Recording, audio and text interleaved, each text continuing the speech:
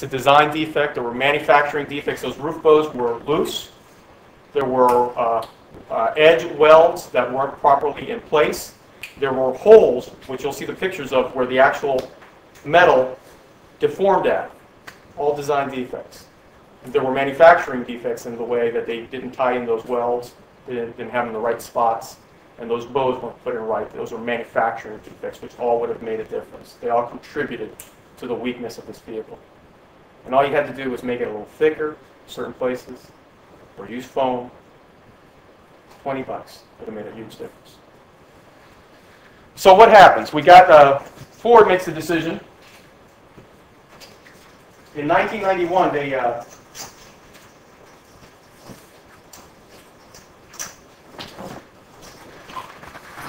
I can't get enough of this Weaver document because it's just so staggering.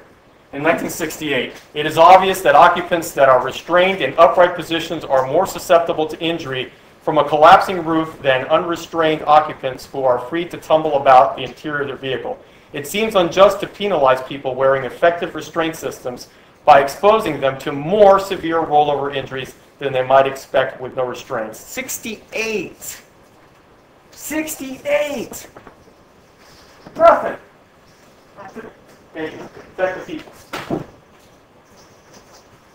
In 1991,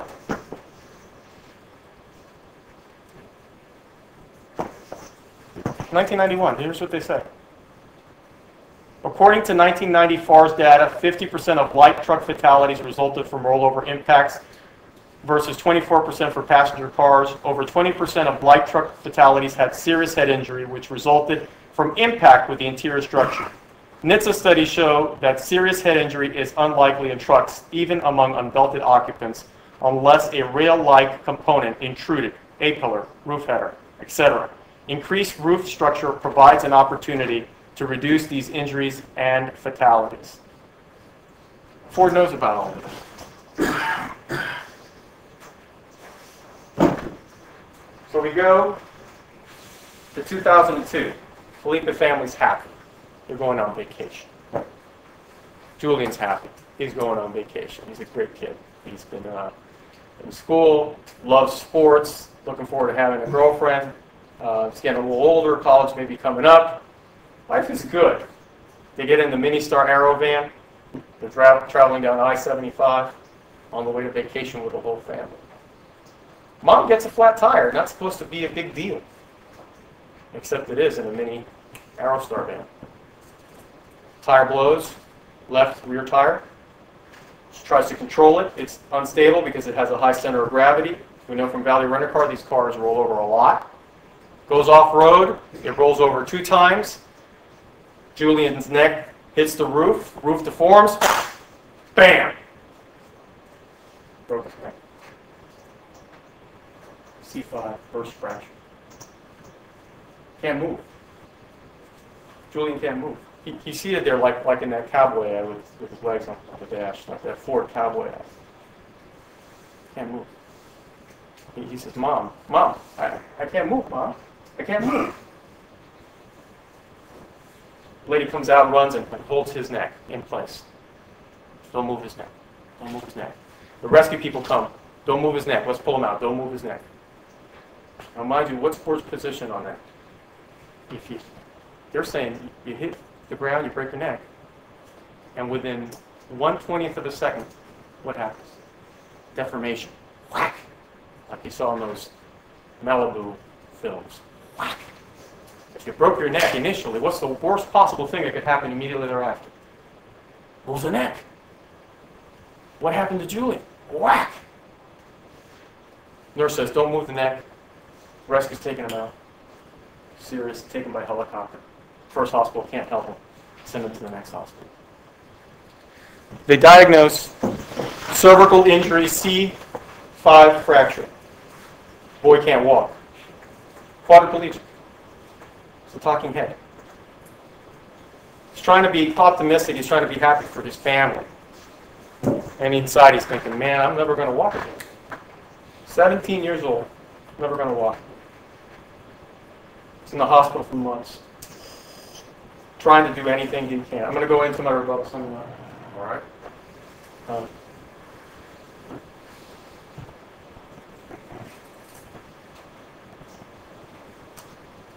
he thinks his life may be over.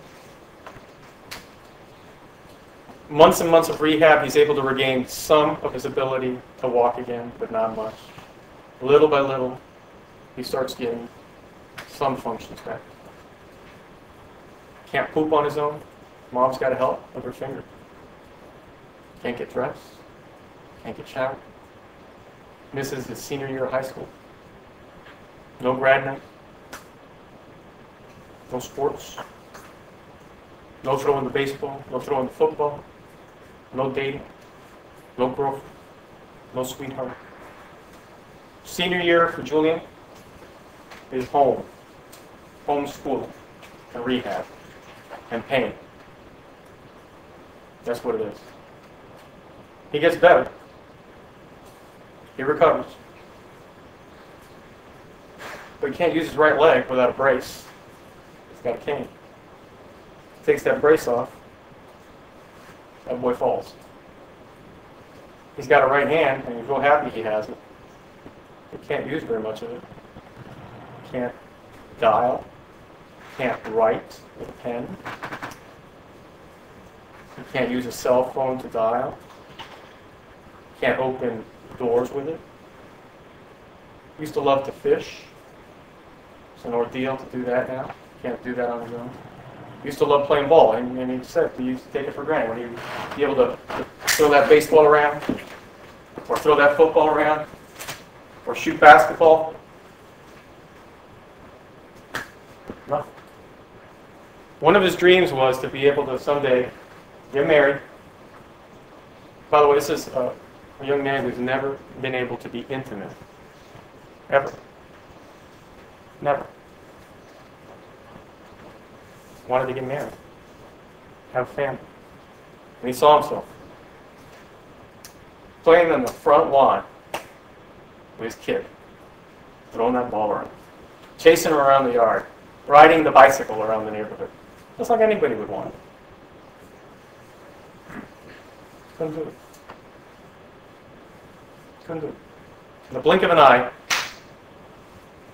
Ford crushed his dreams, crushed his life, crushed his body, crushed his future. And it will never, ever, ever be brought back. But to Ford, it's just percentage. Just a percentage. What's important to Ford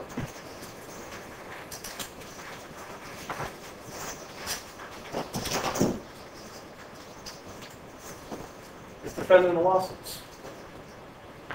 Just in this case alone, $59,530,114.67.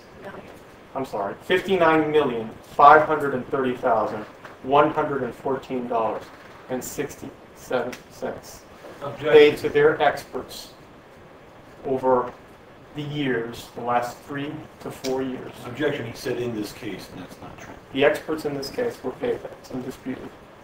The numbers were given to us by Ford. The extrapolations were from the witnesses themselves.